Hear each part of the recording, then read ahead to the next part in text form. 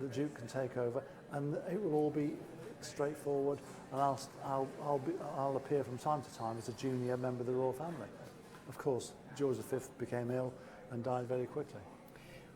What was so compelling about Wallis Simpson to Edward? I mean, she is somebody who had a string of relationships of varying degrees, it seems, from your book, but why was she such an alluring figure? Well, when you look at pictures of her, she looks very two-dimensional. There's not much expression. She's always very stern. The hair's neatly parted. But you look at video reel of her, she's vivacious, she's animated, and I've seen a film of her at Balmoral with the King, with Edward, and with his brother Prince George, with Mountbatten, and with others, and she's vivacious, she's lively, she's burbling.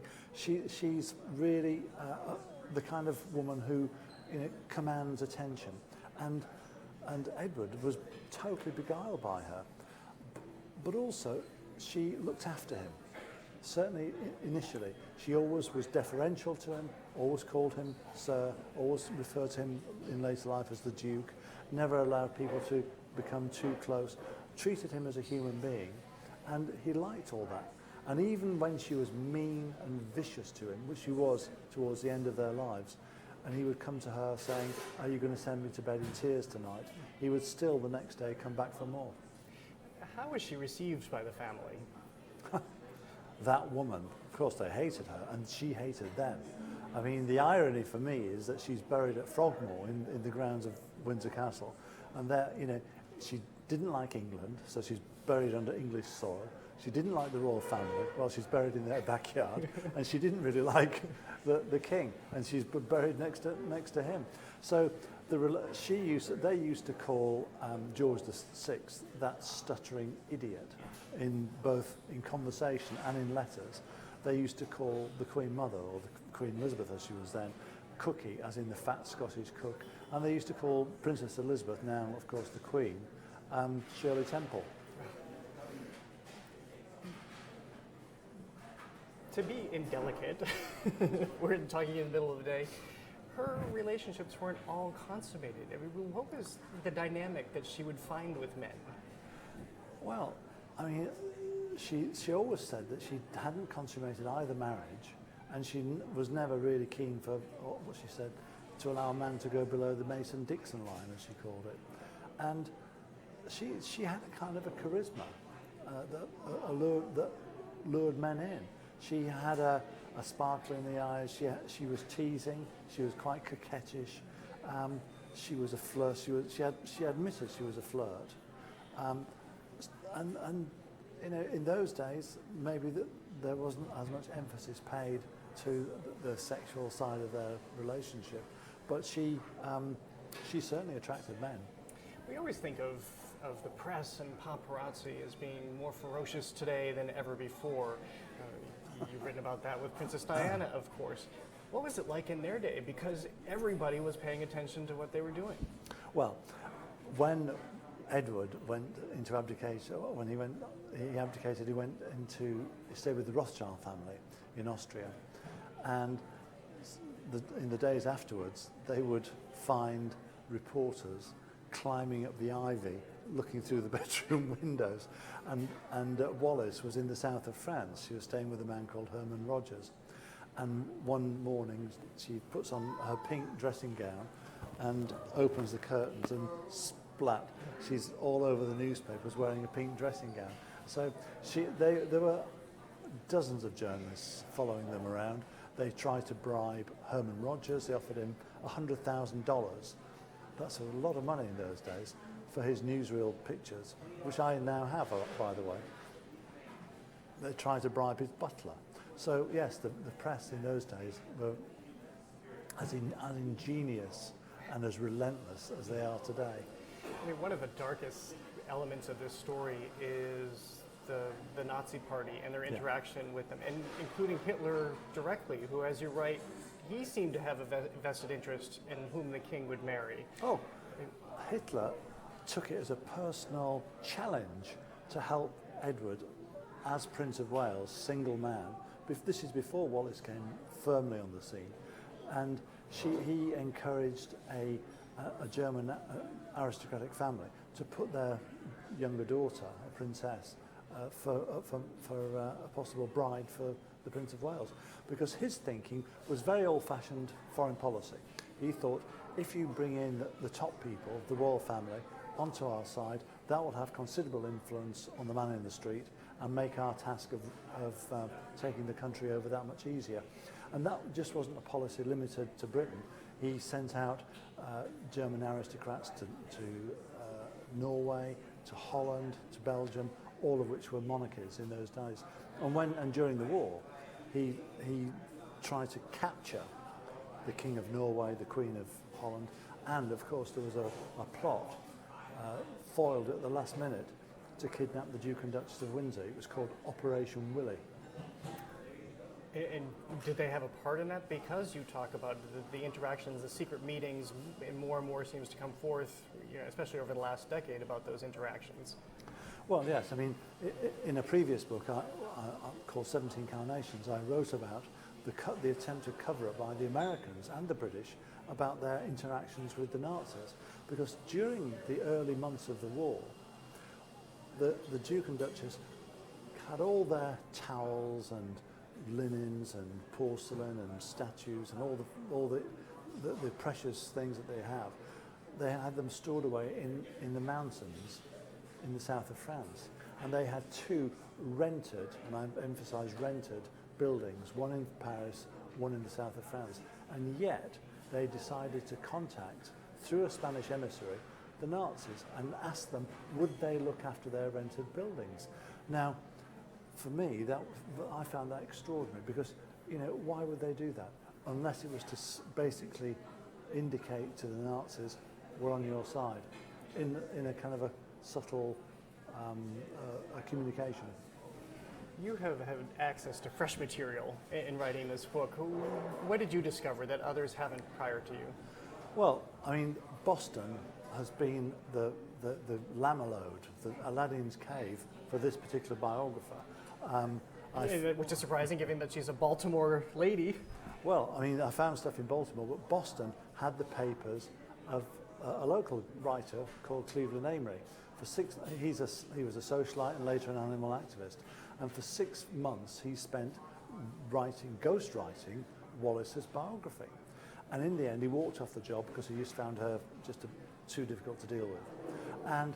But he left behind letters, tape recordings, all kinds of material, a half-finished manuscript. He spoke to the Queen at Windsor Castle.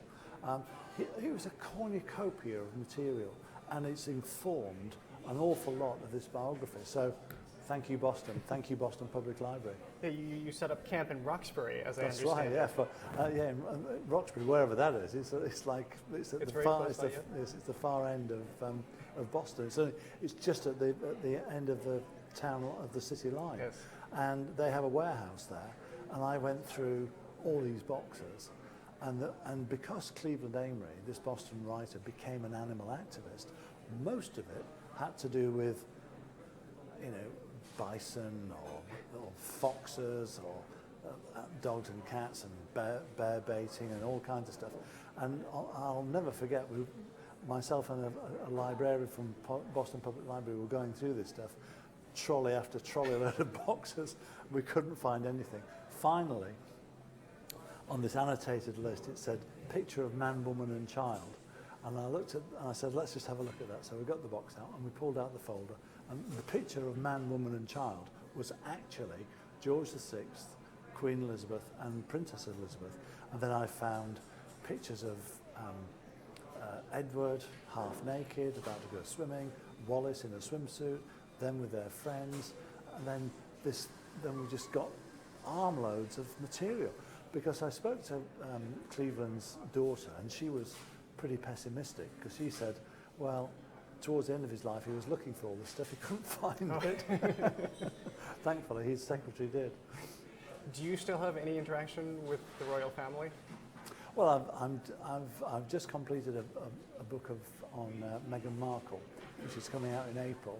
So yeah, I speak to people at the palace and so on, just to get a sense of the weather inside what's going on. Well, and it's interesting to consider the upcoming nuptials with Meghan Markle and Prince Harry, of course, and thinking how times have changed. Here you have another American divorcee. She is a divorcee, correct? Yeah, biracial divorcee, yeah. And in some ways, are there threads to Wallis Simpson? It seems like different characters. Totally different characters, but there are a few similarities. Both use fashion in a very semiological way, sending out signals. I mean, Wallis always looks beautifully dressed, very elegant in her Balenciaga or her Dior or Givenchy or Mambocher. She looks, you know, the epitome of elegance, and she did it to show the world that, you know, she and the king, the ex-king, were in harmony, and that they had a very good salon, and also to show the royal family up for being dowdy dressers, because there's that bitterness lasted for many years. And Meghan herself has used clothes to, you know, highlight causes that she's in favour of. I think the interesting thing really is that Wallis, she and Edward, or Edward rather, had to give up the throne, whereas of course Meghan gets a title, Her Royal Highness, which was always denied Wallis, and the approval of Her Majesty. What was the impact, ultimately, of Wallis Simpson on the palace? Did it really constrict after what they went through and that trauma?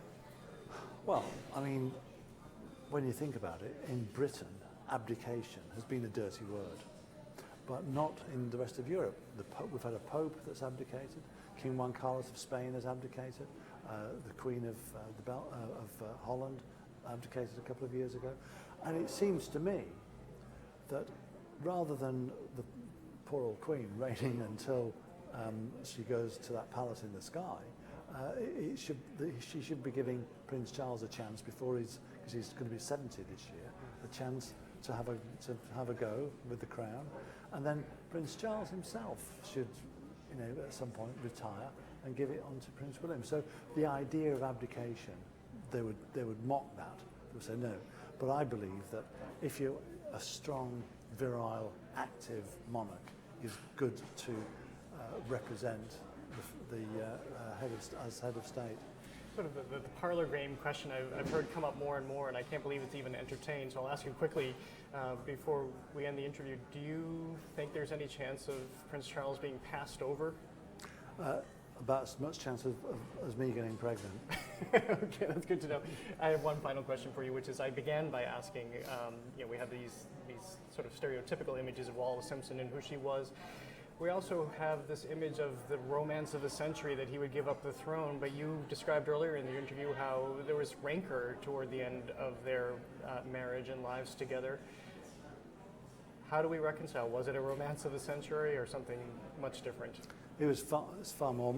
It was more complicated and more mundane. She loved him, but she was not in love with him.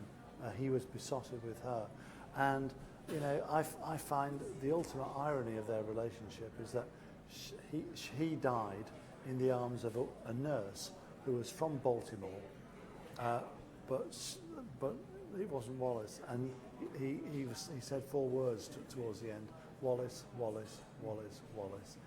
Saddest moment, and she never visited him. That is heartbreaking. Well, the book is Wallis and Love. Andrew Morton, thank you so much for joining us here this afternoon. My pleasure, and I'm looking forward to speaking at Boston Public Library tonight. And people can do that. Once again, Andrew Morton is in Boston today to talk about his book, Wallis and Love. His discussion starts at 6 o'clock right here in the library's Rab Hall. And come out and meet him in person if you can. Thanks again. My pleasure. Take care. That was terrific. Thank you. Good.